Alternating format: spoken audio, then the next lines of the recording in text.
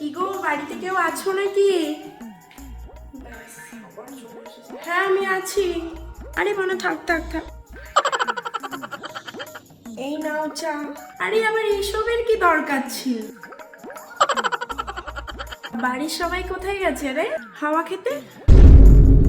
মানে ওই ঘুরতে আর কি।